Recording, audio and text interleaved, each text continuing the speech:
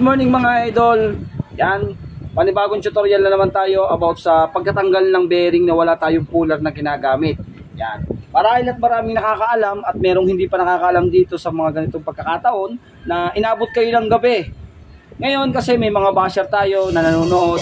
Sasabihin, boss, nagawa na namin yan. Matagal na yung uso, nakita mo lang yan. Usa mo lang nakita ang vlog yan. Kaya ginaya mo. Hindi po yan mga idol. Ganito yan. Nakita rin nga po natin yan sa mga kapwa mekaniko natin, hindi ko naman tinatanggi. Pero itong remedy ito ay napakalaking bagay po para sa mga baguhan or sa mga mekaniko na walang gamit, lalo na sa mga ganitong pagkakataon na bearing, dudukutin mo. Paano mo madudukot yan kung gabi ka na at wala ka nang mapawildingan at wala kang puller? Ano yung remedy gagawin mo or DIY na tinatawag na matatanggal mo yung bearing sa pamamagitan ng diskarte? Ayun ang pag-uusapan natin mga idol at yun yung gagawin natin. Yan, shoutout kay Boss Tor. Yan ay nakita ko lang din sa vlog ni Boss Tor Lopez. Yan, napaka husay na mekaniko natin. Tinigil na yung pagbablog pero ayan po ay the legit mechanic at napakatandang mekaniko na yan ni Boss Tor. Kaya ito ay tuturo ko rin sa inyo para sa mga remedy natin, yung mga hindi nakakapanood ng mga vlog na yon. Tapos yung inabot ka ng gabi, walang pantanggal at napakadali nga naman. Kanya-kanyang diskarte, merong pwedeng kandila, pwedeng tinapay, or yung karton, tutunawin. Ang gagamitin natin dito ay tinapay. Para ito naman mga idol ay ginuyam na at hindi na ginagamit. Kaya yun yung remedy na gagamitin natin dito. Paano nga ba matatanggal sa pamamagitan ng tinapay? Ganito lang mga idol, susuksukan nyo lang yung gitna. Yan. Unang-una, bago nyo siya suksukan yung gitna, kailangan meron kayong shafting na saktong-sakto dun sa gitna niya na hindi matatamaan yung bearing. Papasok nyo yung tinapay mga idol. Yan.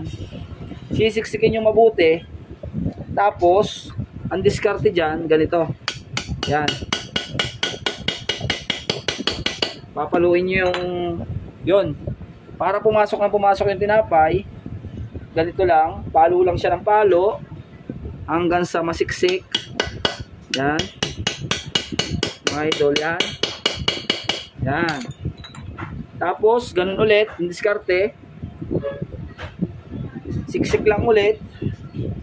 Yan, sa gitna lang para hindi lumubog yung bearing. Sa pinaka gitna lang mga idol. Yan. Yan o. Yan.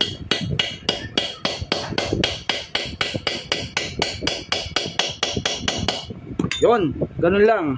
Tapos, syempre, tinapay uli. Pasok lang tayo ng pasok. Yan.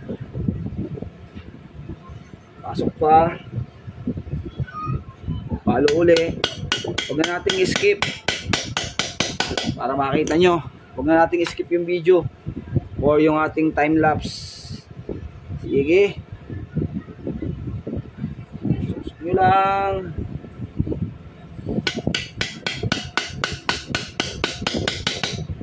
Yan, ganyan lang. Tapos, suksok ulit. Hanggang sa masiksik sa loob. Yan. Diskarte ito sa mga the legit mechanic. Para po yung mga walang puller, yan po. Hanggang sa matanggal nyo na po yung bearing. Di ba napakaluan mga idol oh. O yan. Yan na po yung ating crankcase, wala pong nasira. O di ba? O yan yung crankcase, walang nasira. Ganyan lang mga idol, o yan na yung nangyari.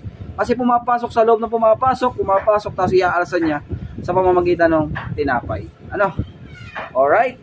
Malaking bagay po mga idol at God bless. Sana may natutunan naman kayo sa mga hindi nakakaalam at sa mga nakakaalam na shout out. Bahala na kayo mga basher.